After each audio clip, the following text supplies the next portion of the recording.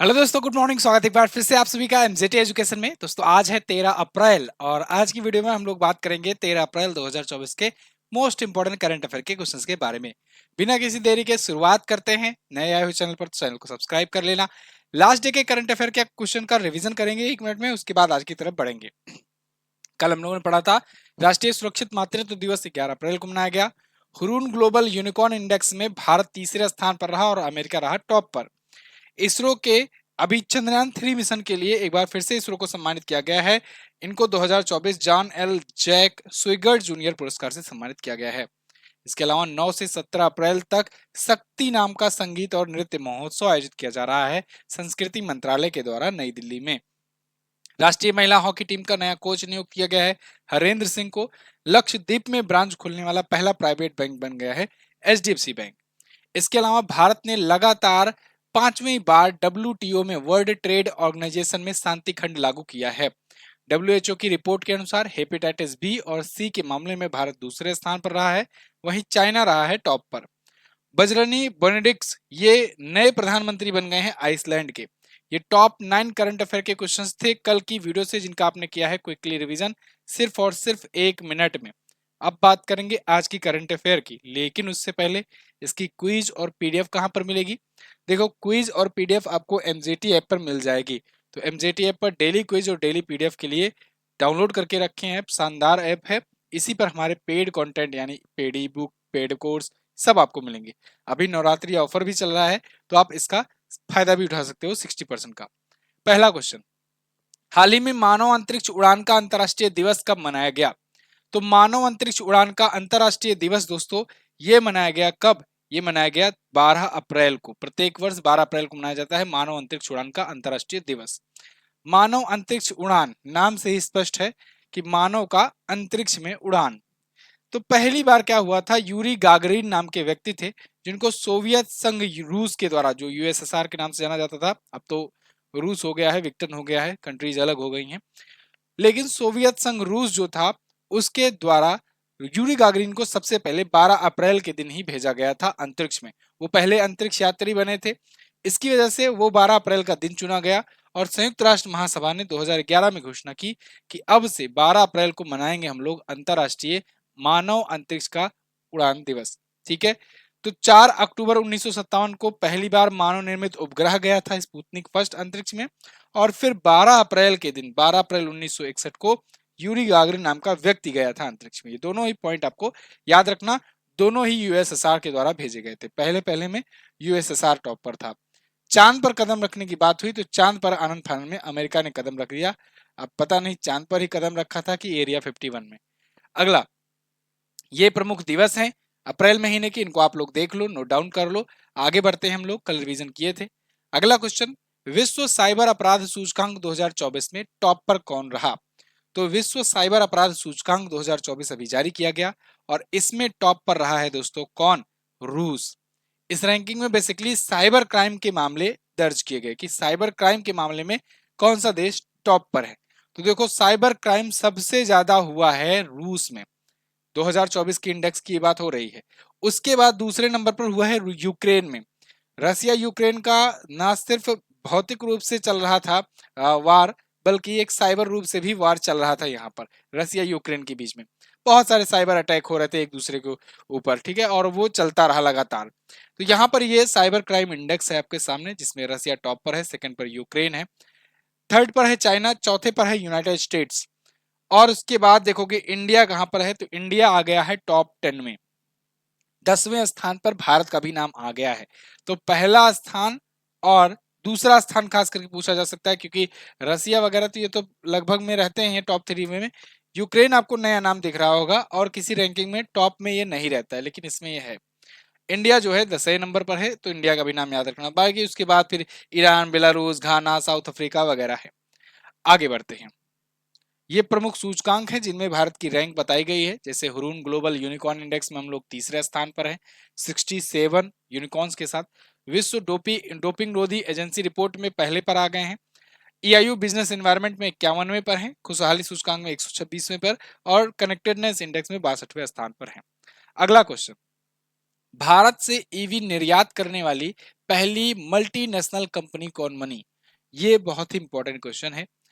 भारत में बना करके यानी मेड इन इंडिया करने वाली, उसके बाद जाकर के किसी विदेश में बेचने वाली ये पहली विदेशी कंपनी बन गई है। कौन सी कंपनी है?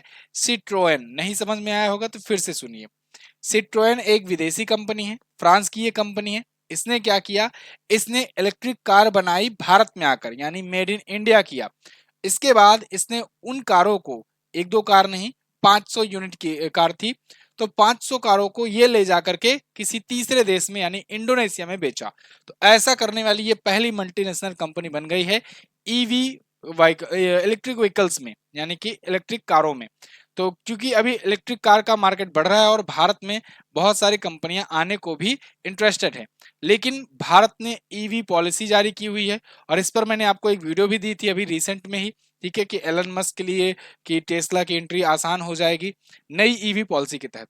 भारत सरकार का ये कहना है कि नई इलेक्ट्रिक पॉलिसी के तहत आप आओ यहाँ पर, अगले 5 सालों में आप यहाँ पर खूब जम करके प्रोडक्शन करो। लिमिट्स भी लगाई हुई है, आप वो वीडियो देखोगे डिटेल में आपको सब कुछ उसमें बताया गया है। तो उसमें आपको कहा गया है विदेशी कंपनियों से कि आपका भारत में आकर के यहाँ इंस्टॉल करना, उसके बाद प्रोड्यूस करना, ये अगर हो पाए पॉसिबल तब तो आओ, आप हमारी मार्केट का यूज करो, अन्यथा आप जो है बाहर से भैया नमस्ते। ठीक है, इसी वजह से टेस्ला नहीं आ रहा था। टेस्ला चाह रहा था कि वो आकर के भारत में गाड़ियां बेचे, लेकिन भारत ने 100% ड्यूटी लगा दी थी, 100% उस पर टैक्स लगा दिया था। तो यानी 35 लाख की गाड़ी आती थी अगर मान लो टेस्ला की सबसे सस्ती वाली, तो यहाँ आने के बाद उसका कीमत हो जाता 70 लाख। तो 70 लाख की गाड़ी कौन लेगा भैया, जब वही गाड़ी अमेरिका वगैरह में 35 लाख की मिल रही है, तो है ना। तो क्योंकि इंपोर्ट ड्यूटी यहाँ जस्ट डबल हो जा रही थी, 100% भारत लगा रहा था। भारत का कहना यह था कि अगर हमारे देश में बनाओगे तब आप पर हम छूट देंगे, चाइना में बनाकर लाकर भारत में बेचोगे तो फिर नहीं मिलेगी छूट। तो इसको लेकर के भारत ने नई ईवी पॉलिसी लॉन्च की और फिर अब अभी इसी महीने में एलन मस्क का भी ट्वीट आया है कि इसी महीने में हो सकता है कभी भी वो इंडिया आ जाए। जब वो इंडिया आएंगे तो टेस्ला को लेकर के बहुत बातचीत चल रही है। देखो टेस्ला को ऐसा नहीं है कि टेस्ला ही कंपनी है वो आने को इंटरेस्टेड है, बहुत सारी कंपनियां आने को इंटरेस्टेड हैं इंडिया में। टेस्ला जो है ये नामी गिरामी व्यक्ति की है, एलन मस्क की है, और टेस्ला में लोगों का एक पैशन भी रहता है कि भाई टेस्ला कार चलाएंगे इंडिया में भी। बहुत सारे इंडियंस भी जो जिनके पास है पैसा, वो लोग चाह रहे हैं कि टेस्ला आ जाए तो हम टेस्ला खरीदें। तो इसको लेकर के यहाँ बातचीत बहुत ज्यादा चल रही है। तो मतलब कि लोगों में ना एक पैशन है कि आ जाए भैया। तो इस वजह से एलन मस्क आने वाले हैं, देखो क्या होता है बाकी का। यहाँ पर सिट्रोएन नाम की कंपनी जो है, इसकी बात करें अगर, तो ये भारत में मेड इन इंडिया ऑलरेडी कर रही है, भारत में निर्माण कर रही है, इसलिए ये भारत के माल विदेशों में बेचना भी शुरू कर दी है। ठीक है, चलिए पहले आओ पहले पाओ वाली डील है। अगला, हाल ही में किस देश ने पहली बार सी डोम डिफेंस सिस्टम तैनात किया? साथियों, आयरन डोम मैंने कई बार आपको बताया है, सी डोम आज जानिए। सी डोम डिफेंस सिस्टम किसने पहली बार तैनात किया है? तो ये तैनात किया है दोस्तों इजराइल ने। मैंने आपको कई बार बताया है कि जब डोम मिल जाए या आयरन मिल जाए, ये दोनों नाम मिल जाए तो आप समझिए इजराइल की बात हो रही है। इसमें आप आयरन जोड़ दो, आयरन डोम हो गया। इसके अलावा आयरन के अलावा सी डोम भी एक इसका वेपन है। इसके अलावा एक आयरन बीम आपको याद होगा, ठीक है ना। ये सब इसके वेपन है, किसके? इजराइल के। ठीक है, आयरन डोम, आयरन बीम, सी डोम। अब एक एक करके समझो। आयरन बीम जो है ये नाम से स्पष्ट है, ये लेजर गन है, समझो। आयरन डोम की बात करें तो ये एयर डिफेंस सिस्टम है, बिल्कुल ऐसे डोम टाइप का बना लेता है। और डोम टाइप का बनाने का मतलब ऐसा नहीं है कि कुछ टेंट वगैरह लगाते हैं।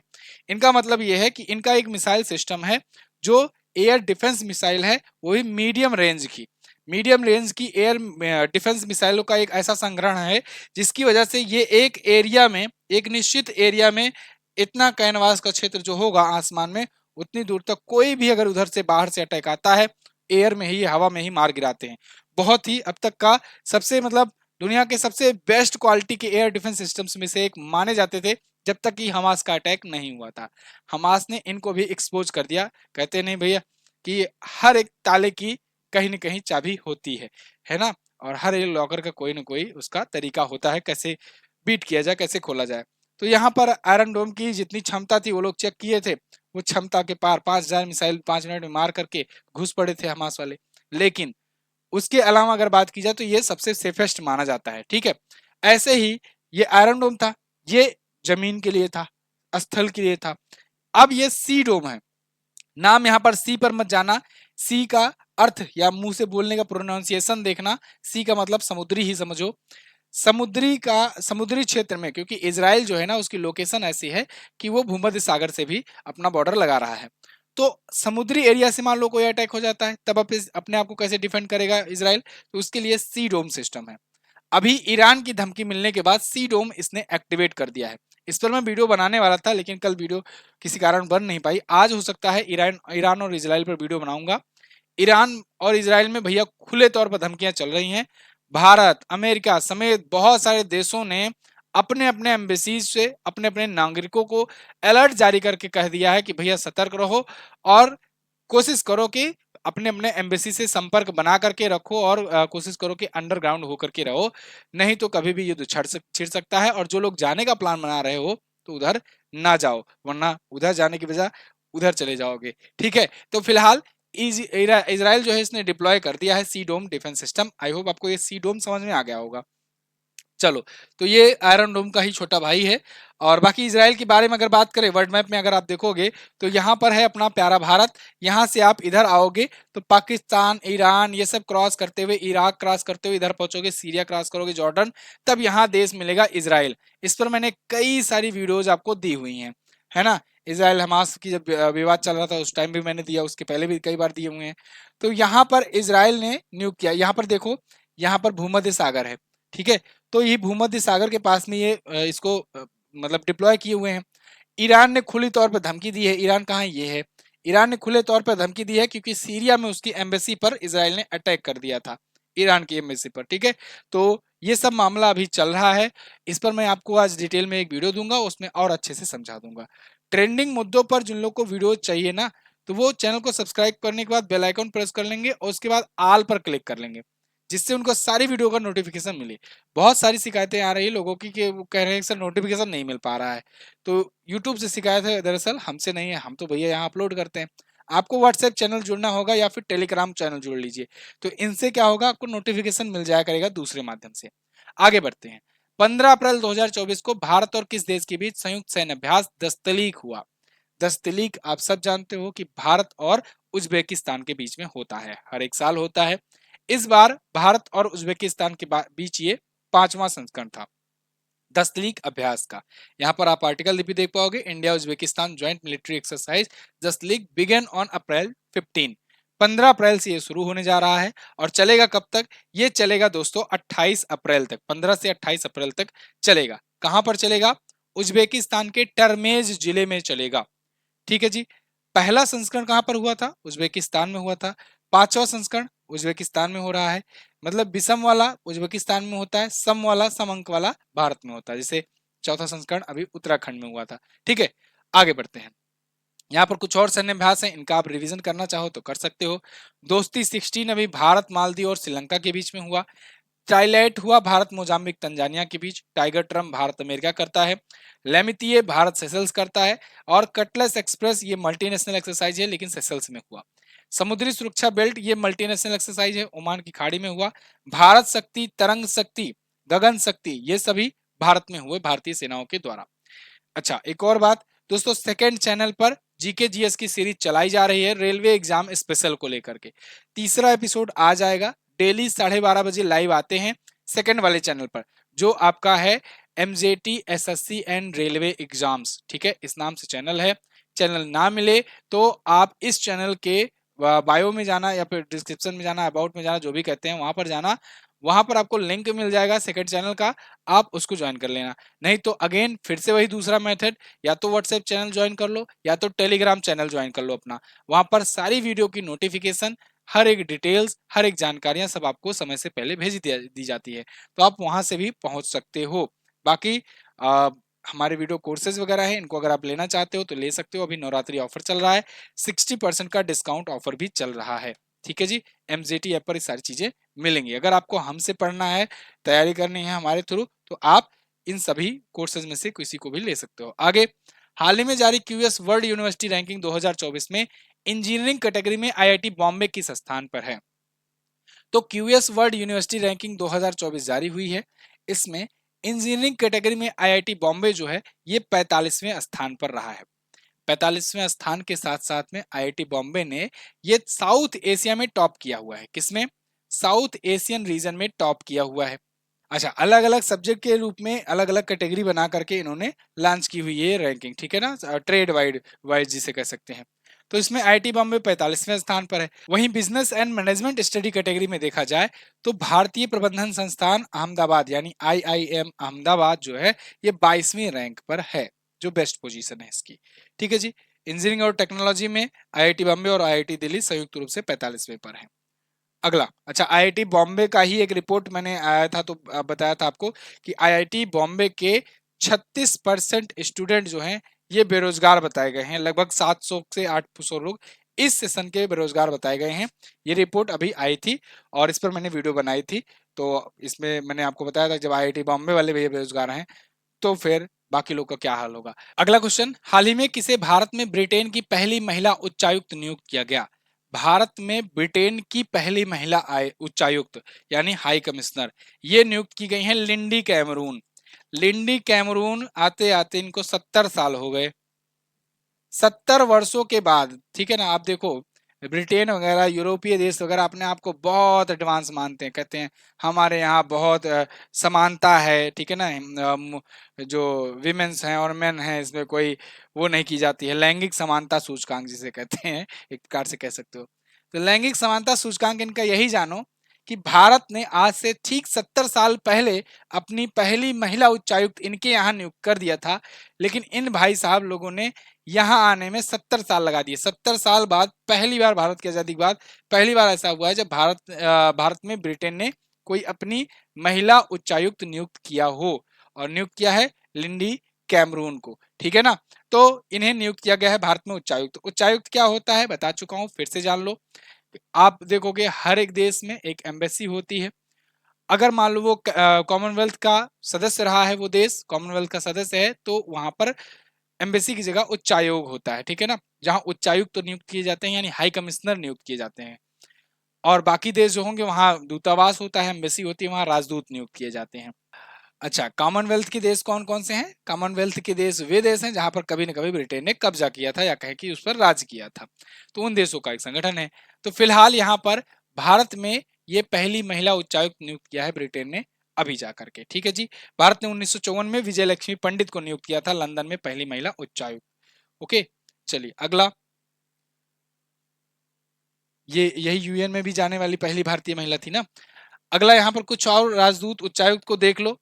सीतारामन मीणा ये नाइजर में नियुक्त किए गए हैं, भारत के उच्चायुक्त हैं। लिंडी कैमरून भारत में ब्रिटेन की हैं, बाकी सब अलग अलग देशों में भारत के हैं, ठीक है। तो अभय ठाकुर को म्यांमार में भारत का नियुक्त किया गया है। टी आर्मस्ट्रांग जॉनसन को क्यूबा में, विनय कुमार को रूस में, संतोष झा को श्रीलंका में, इसके अलावा रॉबर्ट सेटकियांग को मोजाम्बिक में नियुक्त किया गया है। ऐसे ही सौरभ कुमार को बेल्जियम में, मृदुल कुमार को लिंक टेस्टिंग में नियुक्त किया गया है, ठीक है।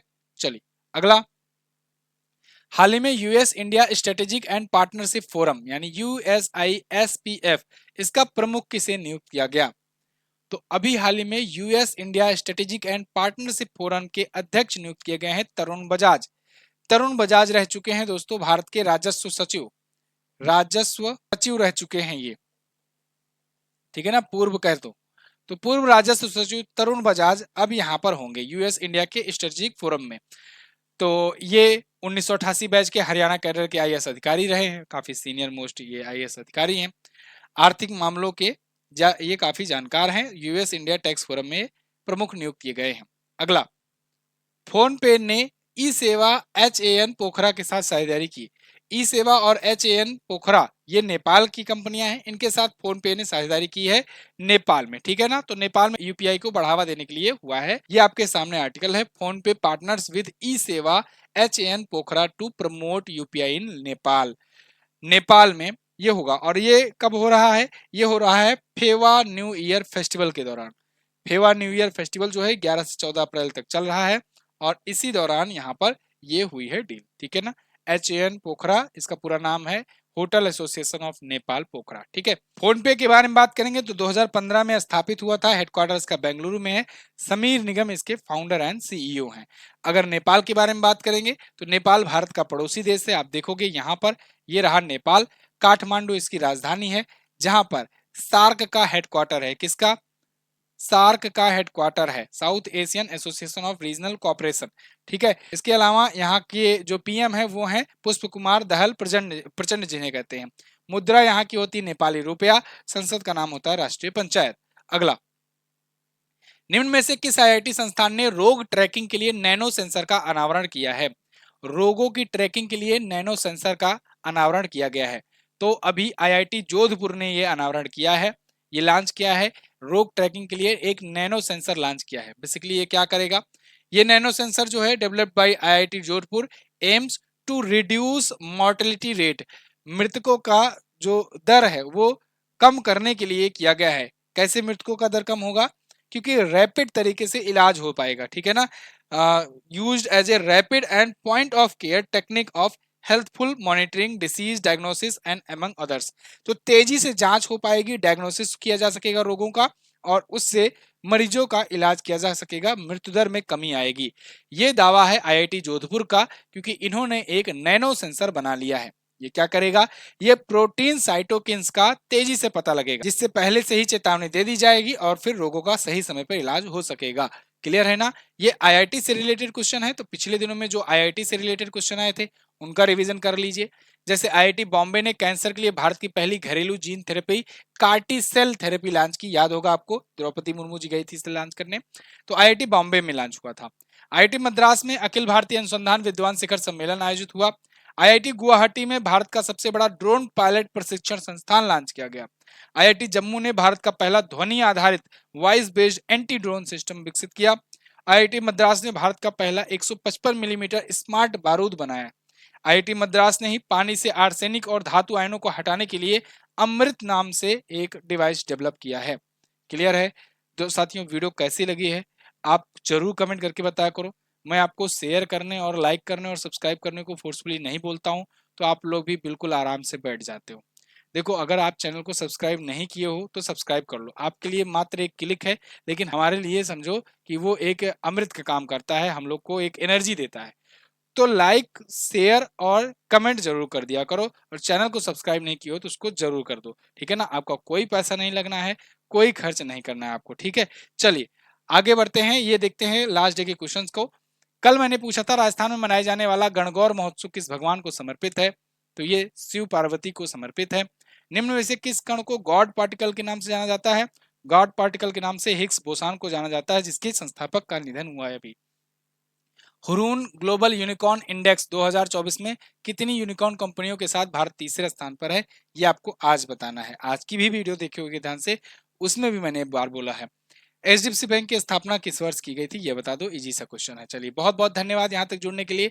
टेलीग्राम ग्रुप से जुड़िए, चेरिंगाल चैनल से, और अपने जो ऑफलाइन बुक्स आते हैं उनको भी लेना मत भूलिए। अगर आप लेना चाहते हैं तो करंट अफेयर की ब्रह्मास्त्र है, इसके अलावा ये लोको पायलट का ये भी बुक है, आप ऑर्डर कर सकते हो अमेजन से जाकर के। ठीक है, सिर्फ और सिर्फ अमेजन पर ही मिलेगी, और टेलीग्राम पर आप यहाँ से पीडीएफ डाउनलोड कर सकते हो। बहुत बहुत धन्यवाद, मिलेंगे अगली क्लास में। तब तक के लिए नमस्कार, जय हिंद, वंदे मातरम।